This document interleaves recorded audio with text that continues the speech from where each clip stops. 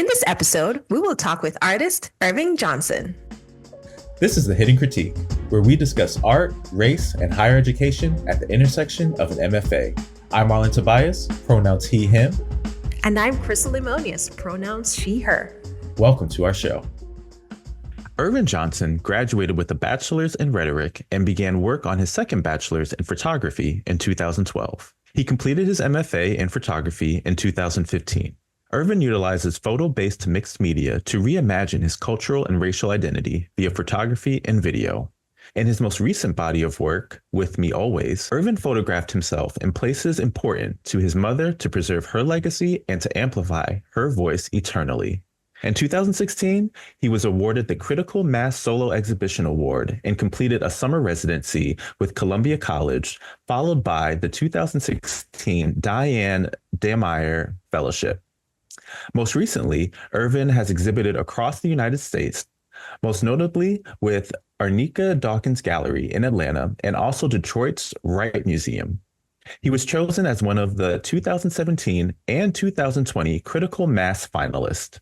In 2019, he was chosen to be an artist in residence for the Center of Photography at Woodstock. He has exhibited at the Photography Show by AIPAD and the European Cultural Center for the 2019 Venice Biennale. Most recently, he has exhibited at Photo London and Paris Photo in 2020. In 2022, Ervin received the Pollock-Krasner Foundation Grant. His work has been published in several notable publications, including Juxtapose Magazine and Photograph Magazine. His work is in several important public and personal collections, including the City of Atlanta, as well as Columbia College Chicago and Savannah College Art and Design. Ervin, welcome to the show, my friend. Hey, guys. Hello.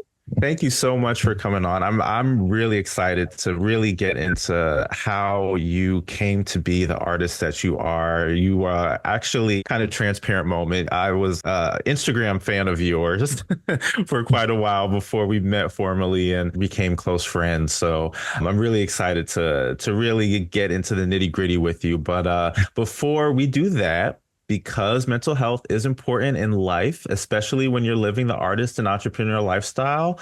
Ervin, how is your heart? It's okay. I'm having one of those moments with my grief journey, but otherwise good. I'm optimistic. So, yeah. No, thank you so much. And thank you so much for that transparency. Chris, how's your heart? My heart is, oh man, I don't know. I'm feeling good, but I'm feeling a little overwhelmed. It's just that time in the year when you're juggling many things. But how about you, Marlon? How's your heart? I would agree with you as far as that time of year. You know, we're both educators, so we're both in the middle of our semesters currently, and midterms are happening, and students are doing all sorts of things and keeping your head on a swivel. So it's definitely a task keeping everyone, I don't want to say in line, but keeping up with everyone and all the students. So Yes. Especially considering if you're teaching more than one or two classes. So I can definitely empathize with that. And I'm a little bit there myself, and I'm trying to, forge ahead and keep positive or keep upbeat.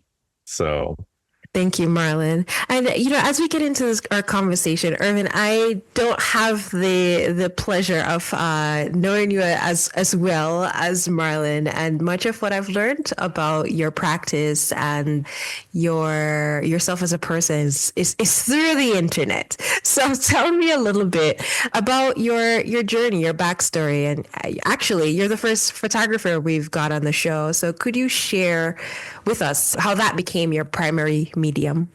Sure. So I am currently 36. Art has always been, I would say, in my orbit, but not necessarily an avenue that I thought I could pursue. Mm-hmm. I was surrounded by like lawyers and doctors, and I thought as like the first generation from my mom and dad that was something that I would also have to pursue. Art was never anything for us other than like I guess a pastime. Like my mom always took me to see like Alvin Ailey or the Joffrey Ballet, or we were always at a museum. But it was never something that I took, I guess, seriously until about maybe my freshman and sophomore year in high school. A lot of things started to happen. So I discovered writing and that I had a knack for it, but I didn't really have a reason to write yet. And then I also discovered music. I was enrolled at a music school here in Chicago. I studied flute and saxophone. And I really fell in love with that. So like around that time, artistic expression was something that was like really coming to the forefront for me, but still not really with a purpose yet.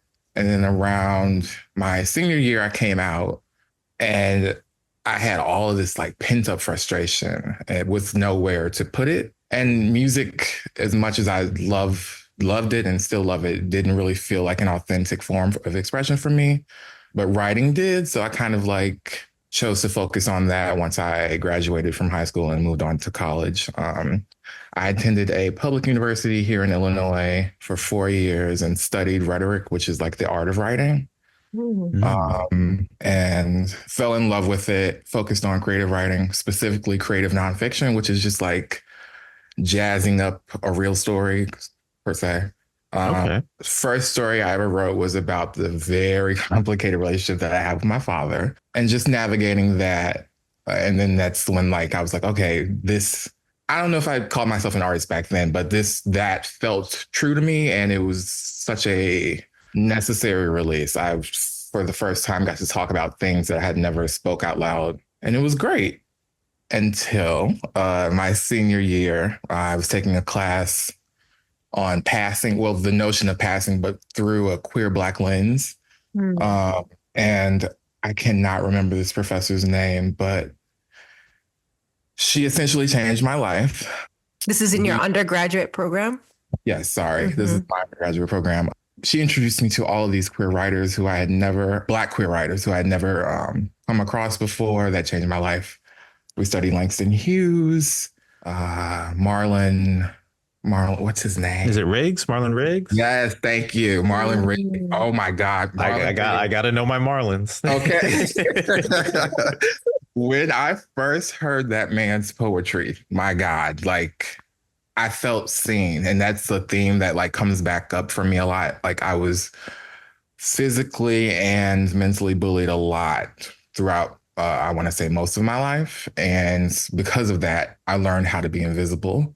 And when I finally discovered writing, I, for the first time, had the urge to not be invisible. And so I guess over the years, I slowly like crept out of that cave that all of that trauma had forced me into.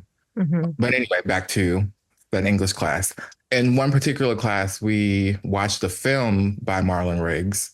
And what happened? She accompanied that with the work of a photographer who I wasn't very familiar with. His name is Robert Mapplethorpe. He was very, what's the word I want to use?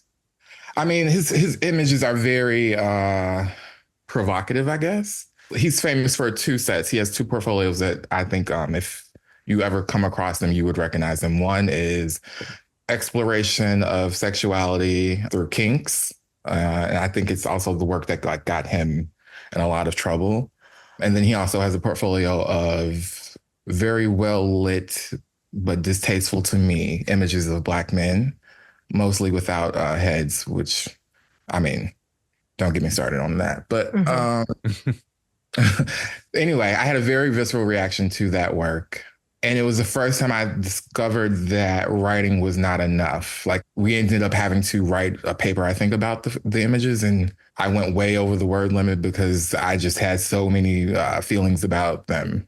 But anyway, the next week was spring break. And I thought that it would be interesting to try to make my own images of Black men the way that I saw them and the way that I saw myself, which up until that time I had never seen soft images, I guess, of Black men.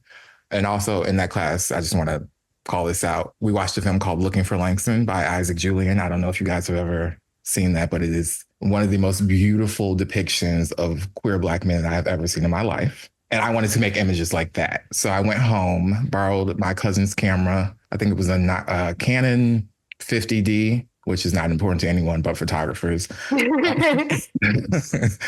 But yeah, I made photos of my partner at the time who was studying dance at the same institution that I was, and his friends who were also dancers, professional dancers.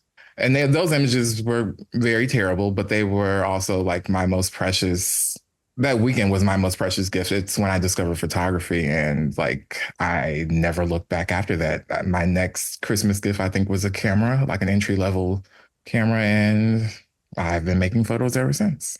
Wow, that's such a beautiful story. I mean, the journey that you have shared about taking this learning experience with an educator and seeing yourself in some of what you were seeing in the work that they presented, and then also having displeasure in what you've seen and making it a part of your practice, a growing practice to then develop work of your own that you felt did justice to what you had displeasure with. I think that's really beautiful. Yeah. And it also just shows how attuned you were to your internal compass, right? Because there along the way throughout your journey to find your particular medium that you felt you were able to communicate most effectively with, it sounds like you had like kind of key points or key markers in your life that directed you towards photography, which I find very almost like a map, which I find very, very interesting and very, very special, because, you know, for a lot of people, it takes a while for them to really learn to listen to themselves. And it just seems like you have had this innate ability to like listen to your inner self and be guided by your inner mechanisms to what your true self is and your true purpose is. I received that. I've never thought about it that way, but yeah, it's definitely. And I also see that like echoing in my practice. Like it's kind of like I leave myself breadcrumbs to follow the path back to like things that are important. Like for instance, in grad school, I don't want to jump the gun, but in grad school, I ended up writing. Writing was a large portion of my thesis work. I'll say that. Mm-hmm. Mm-hmm. Yeah. Well, before we move forward, tell us a little bit more about how grad school maybe created space or assisted in really developing your art practice. Maybe a part of your art practice that it is today. Grad if school, at all. No, grad school was monumental for me. But I think that's because it was my third time in college and I figured out how to hack the system. Like, no, you know what I mean? And I always have this conversation with colleagues and peers, and it's just like, I wish I could give this knowledge now to younger me, and then also anyone coming up behind me, because like, it really is just about, for me, figuring out how the thing works and then making it work for you, I guess. Grad school was amazing. We could talk about this for hours, but I'll just say that the professors at that institution went above and beyond and really cared about us, and not just the work that we were making. Like they cared about our well-being as humans. They cared about what life looked like after school. It wasn't just about paying the tuition and paying their paychecks and them going home and continuing their practices. Like were deeply invested in us creating our own name for ourselves. That's beautiful. I think often so much of the effort, at least in some of the conversations that we've had with others and Marlon and I's experience, it isn't that. So it's really beautiful to hear that you had that type of nurturing and care that really created a space for growth and development. And so maybe where's your studio now, and what are you currently working on? Well, I actually just moved out of my studio, which is why like my heart is a little heavy, but I'm not suspending my practice, just renegotiating it. Mm. Honestly, I'm taking this moment as a challenge instead of just letting life run over me. After I graduated from that institution, I like lost access to all that equipment, and I find myself in a similar situation. I mean, I own all of that equipment now, but it's in storage. So, I mean, I guess I'm getting back to my fresh out of grad school days and just figuring out how to make everything work for me in the place that I am. So, That's really real. That is so real. yeah, Right? Right. I it's think very real. sometimes we maybe take for granted, or maybe not necessarily take for granted, or underestimate how much we've developed in terms of the institutional supplies and materials that we have incorporated into our practice. And yeah, it is quite a challenge to figure out how to kind of degrow and move back to the basics of what you worked on. And so that's amazing that you're working from that space and finding what that is like for you now. Could you share how you found your unique approach to making? Sure. So, as I very briefly mentioned, I attended college 3 separate times. I just want to point out that I graduated from all of those institutions. Also, I wasn't just Amen. Awesome. All right. Awesome. He is degreed. And they keep me warm at night. Yes. What was I saying? Oh, well, anyway, yeah. So graduated from the first place with a degree in rhetoric, and immediately was like, I need to learn and fully understand how cameras work. So enrolled for a second bachelor's at another institution here in Chicago. And while in that, I think I finished that program in a year and a half, and it was meant for like 3. Wow. Yeah, I was taking like 3 or 4 studio classes per quarter. It was a mess. Wow. But what was my point in that? Oh, okay. So yes, I discovered there was a young woman in my class who was just like not seriously painting over her photographs. And I was like, oh, this is such an interesting take. And I wonder how and if I can incorporate this into what I'm doing and if I can make this work for me. So I also started incorporating it, but nothing came of it. Like I started to understand that it was a much more involved process that would not be accomplished over the course of what I think it was like 10, 15 weeks. And I was also getting ready to graduate at that time. So I thought I should enroll in an MFA program and continue to explore that way of making.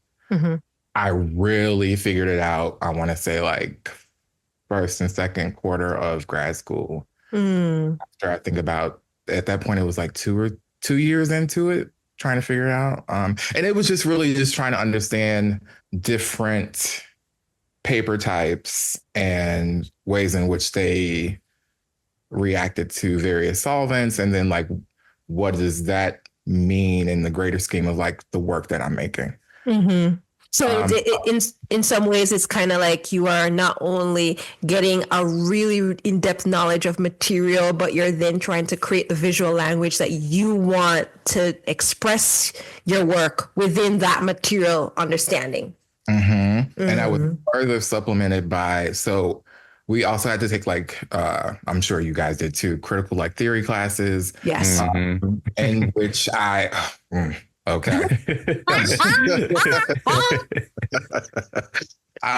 There was a philosopher, I think his name was Walter Benjamin, who spoke about, I think he published a paper and it was called The Art of, I'm going to bludgeon this, but it's something about like art in the age of mechanical reproduction. I think that's what it's called. Okay. And he discusses photography and painting specifically. And the point of the entire essay was that photography will never have the aura, and that's the word that he used, the aura of paintings, because they are mechanically reproduced and therefore inherently have no specialness. There's nothing great about the medium of photography. That was his argument. And so I wondered if I mixed the mediums and also chose to focus on Black bodies and created these one-of-a-kind objects that I could somehow infuse aura back into them and then have them become these representations of Blackness. Oh. Yeah. Ah. So that Oh, theory has followed me, I want to say, since what was that, 2011? wow.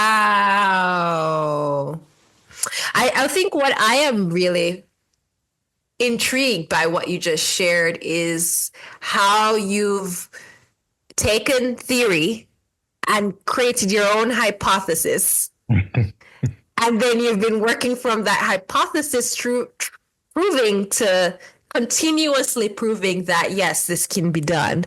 And this is how, in your experience, I present myself with this infused image that you've also produced. So like this material that is meant to be a constant reproduction is now becoming, in some ways, in print, we would call it monotype.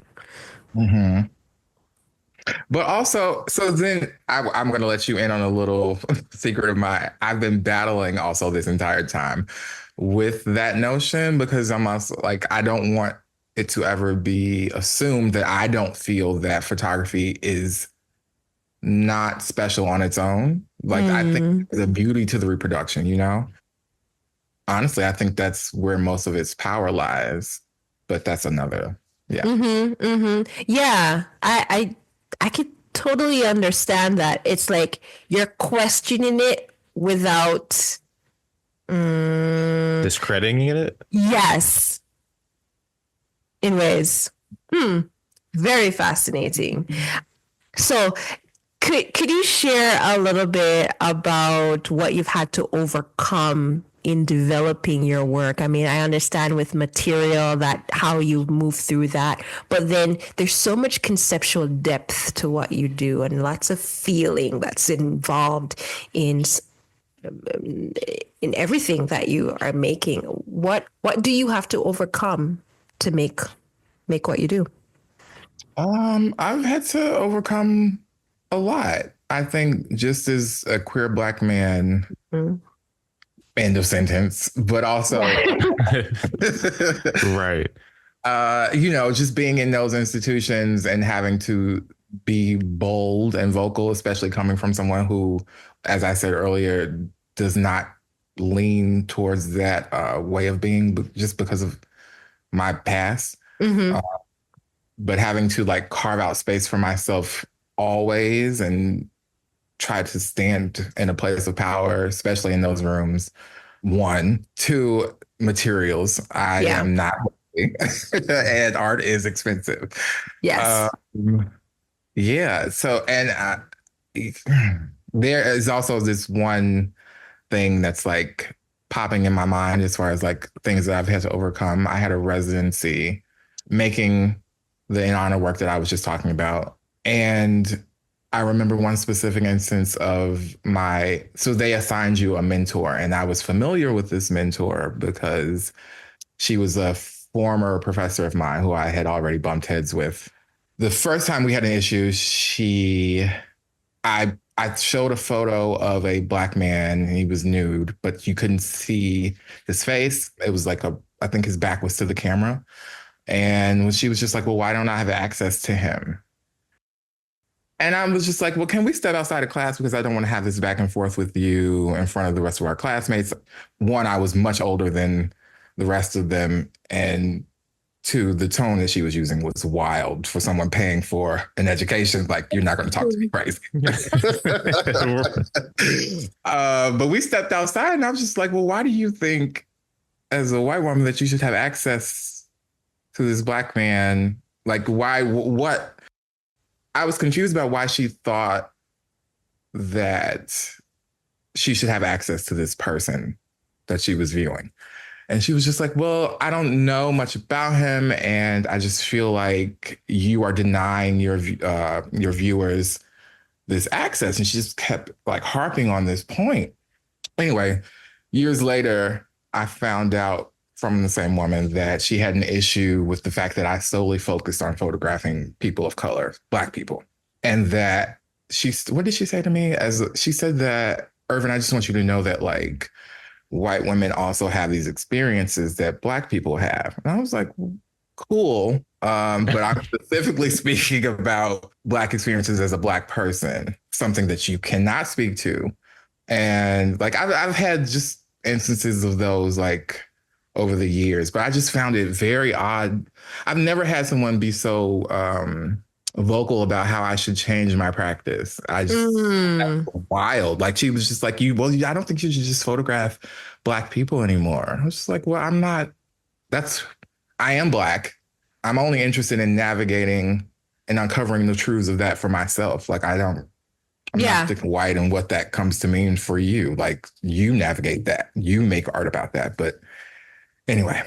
That's very interesting because it almost like throws me all the way back to our season one where I don't know if I shared this story, but when I was in grad school, when we were in grad school, Marlon, I had a situation where I had a faculty that really got like enraged, like maybe enraged is a big word, maybe agitated and raised their voice to me in critique in front of everyone. And another student also got in on the raising of voice.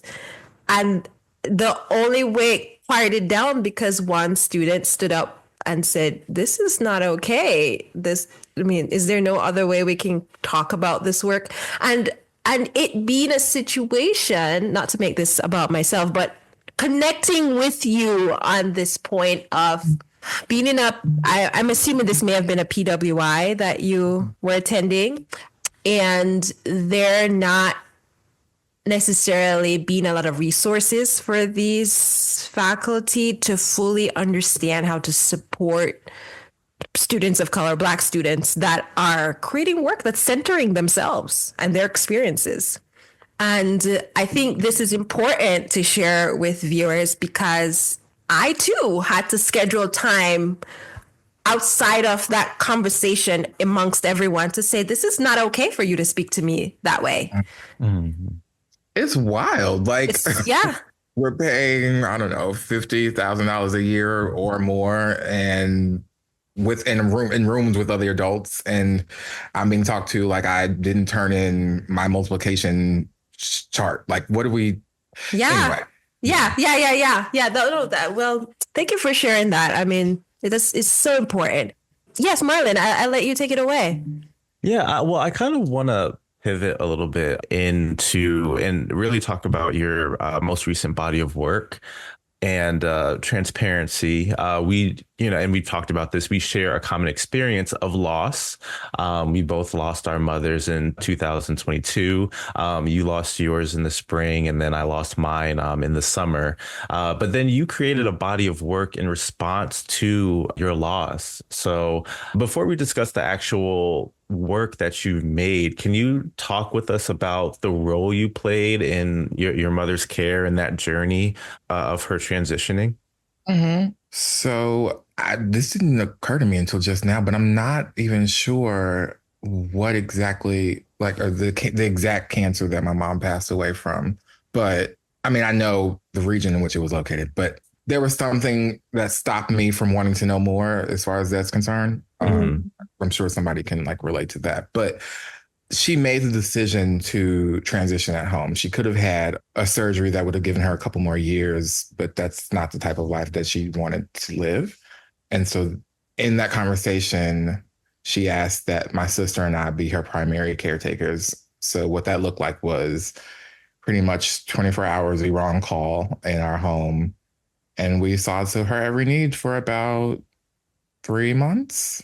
Yeah, I think they discharged her from the hospital in January, and she passed mid-March. So maybe 2.5 months. Yeah. Yeah. So sorry for your loss. Thank you. It was one of the most beautiful experiences of my life to be able to care for someone who spent their entire life caring for me. And then also it was the hardest thing I've ever done. Yeah. Yeah. Wow.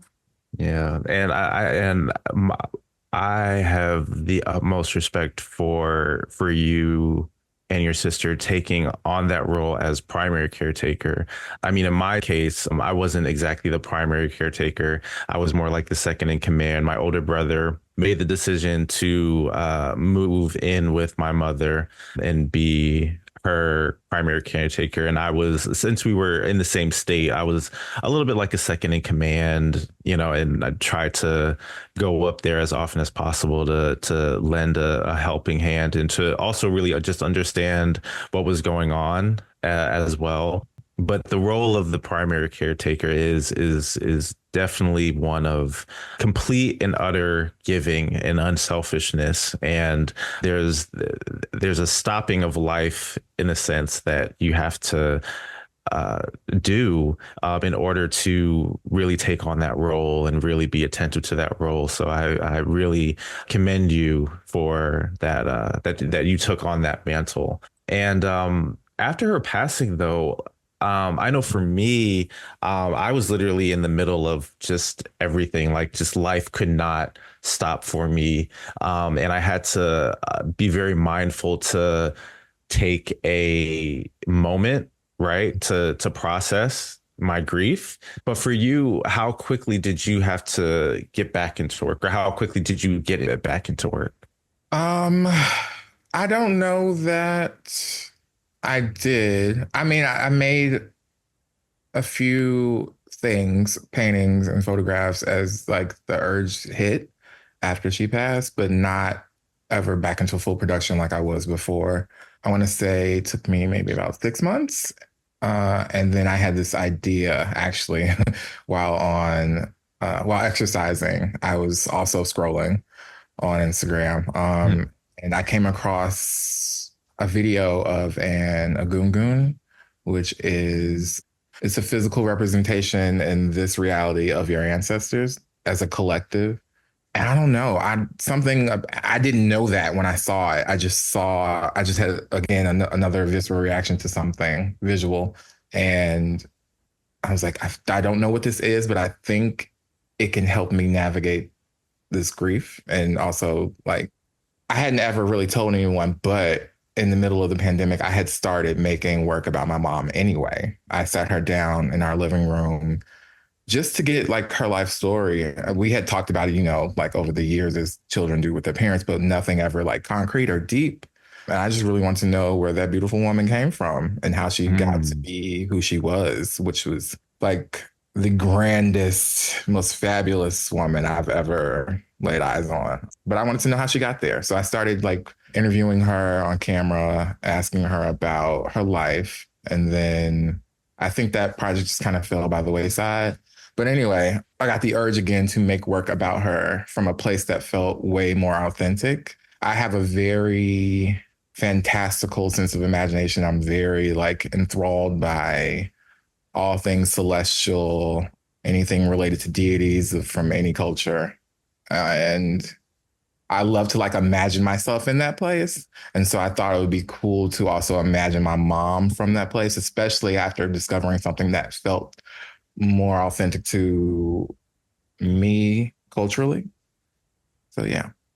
All right. It sounds very Black is King that when you were talking about that. Yeah. I loved that. One of my favorite Beyonce works. But your latest work, it really shows that you've like fully contemplated grief. So could you also just talk to us about what that was like to do and then make work around such a subject matter?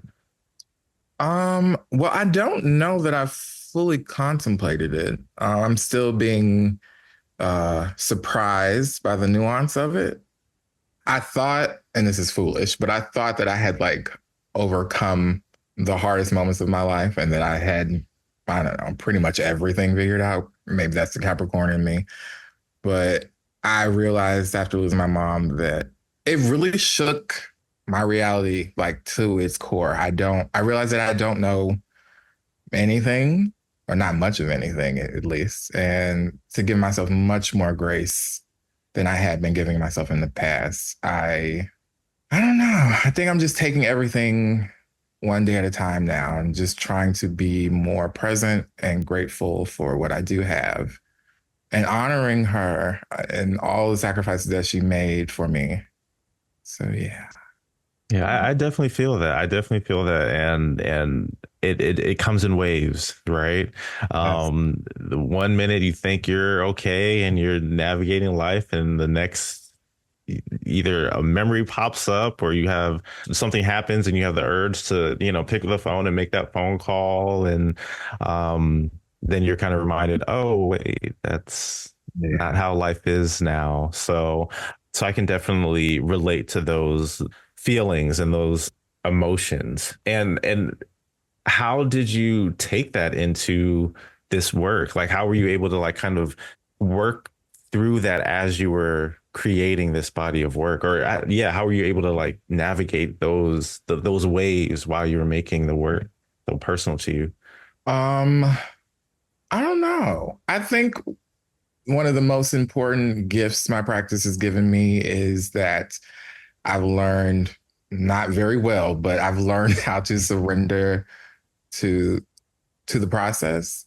I can be very anal about how I want things and how I envision things, and also become incredibly frustrated when those things don't pan out that way, usually. I think after discovering photography, I've really learned that everything doesn't always work out the way that you intend, but there could be like a beautiful surprise in that. So I've really learned how to just take things for what they are and surrender, like I said, surrender to the process.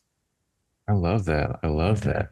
And you mentioned a goon, right? And that is kind of what guided you into this body of work. So can you just talk to us a little bit more about how you built that visual language to visually show your relationship with your mother now? And tell Mhm. me, what is a gungun exactly? A Nagungun is from the Yoruba tradition. It is, as I said a little bit earlier, it's a physical representation of your ancestors as a collective. Mhm. There are Gungun festivals, I think, in various countries in Africa. So traditionally, you're covered head to toe. There's no part of you that's visible, or Mhm. whoever is adorning the costume. And for me, I thought it would be important to have the costume made in something that represented her. So my mother was very into interior design, and she had this couch custom built, I want to say when I was in like grade school. And it was like the centerpiece, it's like the focal point of our living room. And she always went on and on about it. And so I found a designer in Chicago who could fashion a costume. And then I had her source textiles that were similar to the couch, because it's a focal point in the house. It was important to her, and we spent a lot of like time in that place. And so I wanted something that was just like as charged as that room was. So I adorned that costume and take the place of my mother, and then I photographed myself in places that were important to us. I started in the living room, and then I've gone around to various places in Chicago that were special to my mother and I. Wow. Ah, boy, thank you so much for sharing that. What have you found you have needed from your community to be a working artist, as you've shared so much of the depth that it takes to both do research and make the work? Um, I don't know that I knew what I needed from community, but I did know that I needed them, if that Mm-hmm. makes sense. Yeah. And they were always there. And it's been such an odd blessing for me. I made some of my best and lifelong friends in grad school, Mm-hmm. and they have been ever present and supportive in every way imaginable. Yeah. So that community, I mean, I didn't know necessarily what I needed from community, but that community did present itself, and they have been a blessing to me. Mm. And as you shared a bit earlier with Marlon, in your time of grief, did your community show up? Was there very important ways that they showed up that you asked for or they initiated? They showed up in ways I didn't even imagine. Mm. One of my best friends, can I shout him out? Oh, yes. Yeah. Cedric Mixon. He is a UX designer slash graphic designer in Atlanta. Anyway, I called him crying, hysterical which is not unusual for me because I'm very dramatic. But he was on a flight that day and came and stayed with me for a week. And then this is at the beginning of my mother's transition. And then just always present, like calling me every day on the hour, asking me what I needed, how he could help and be of assistance. And then there's just, everyone in my friend group is that way. People were bringing food to our house, sending some Starbucks gift cards, flowers. My friends are amazing, and they all showed up, and I am eternally grateful to them. That's beautiful. And as you make this transition right now in your studio, as you mentioned, so much of your materials or your machinery is kind of packed away. Are there needs that you have asked your community to support you in to be able to make space to do what you do? Not per se. I think this is something I want to handle on my own, just to prove to myself that I can do it. I kind of feel like I've taken like a lot of steps backward. And for a while, I was punishing myself for that instead of doing what I know I'm capable of and getting back to it. So I'm just going to do that. Got it. In addition to all that you're doing and all that you're thinking, what are you currently engaging in that is not paid labor and only for your creative nourishment in this point of where you are in your life? I am rereading all of my Octavia Butler novels. She is probably, I love reading. So I'm hesitant to say that she's my favorite, but she probably is my favorite author. Anytime I need inspiration from my own personal work, I start there. So I'm getting back into reading. What did you say? Things that are fulfilling me. I'm getting back to my spiritual practices. Okay. Meditation, journaling. Yeah. And it sounds like you were doing physical activity too. You exercising. Oh, yes. I'm always in the gym, honey. Okay. Yes. Keeping my body right. Nice. Yes. Awesome. Well, Ervin, thank you so much for coming on our show and sharing your journey and being open to also share your experience with grief. And I think I can speak for both me and Chris and say that we are here with you and for you. And we shed light and love your way as we traverse this thing called life and all of the nuances and ebbs and flows that come with it. But before we close out, I want to, give you a shameless plug. How can we follow you and what's next for you? You can follow me at Ervin, Ervin A. Johnson, I think on all platforms. Yeah. And then anything coming up? Not right away. We're coming up on the 10th anniversary of In Honor, and I'm probably gonna go speak to my gallerist about doing maybe a solo exhibition and some programming around that. Because it falls in line with Atlanta Celebrates Photography, which is a big. So yeah, hopefully in the next year I'll have another show and with some brand new work. And a small retrospective of like everything else that I've made for that series. Great. I love that. And you're going to be teaching at Anderson Ranch. Oh, yeah. Giving away my little tips and secrets, which I've never done. And I'm not sure if I should, but we'll talk a little bit about how to give a little and take a little. Equity. Yes. Thank you so much, Ervin. This was wonderful. Thank you. Thank you for listening to our episode. The Hidden Critique is produced and hosted by us, Krystle and Lemonias and Marlon Tobias. Episodes are edited by Kirsten Pettifor. Original music composed by Cesar Presa. If you like the show, you can review and rate this podcast via Spotify. You can also like, subscribe, and comment on our YouTube page. For exclusive bonus content, subscribe to our Patreon at The Hidden Critique.